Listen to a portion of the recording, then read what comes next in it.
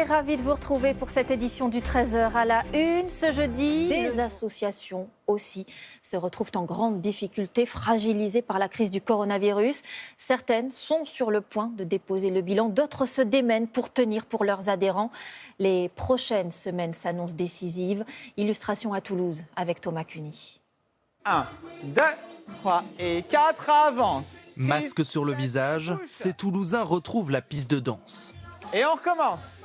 Retenez bien avec qui vous êtes, vous allez revenir au même endroit.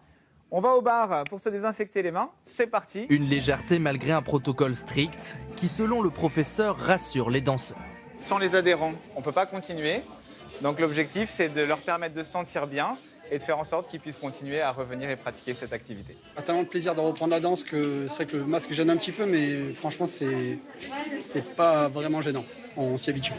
Dans cette association, les premières inscriptions annuelles sont encourageantes, mais les prochaines semaines seront déterminantes pour assurer la survie de la structure.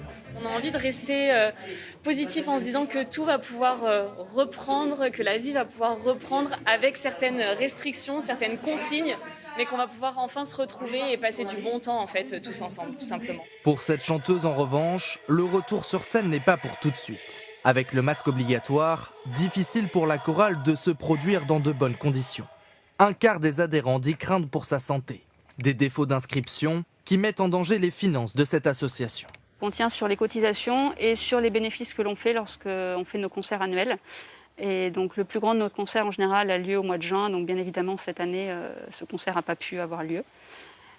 Donc pour l'instant, nous avons encore de la réserve de trésorerie, mais ça ne nous permettra pas de tenir indéfiniment si on ne peut pas reprendre les répétitions, bien sûr.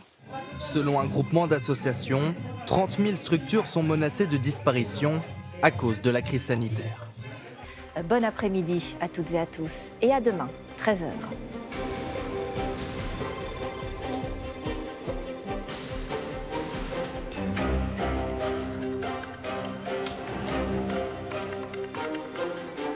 Retrouvez toute l'actualité en continu sur France Info, Canal 27.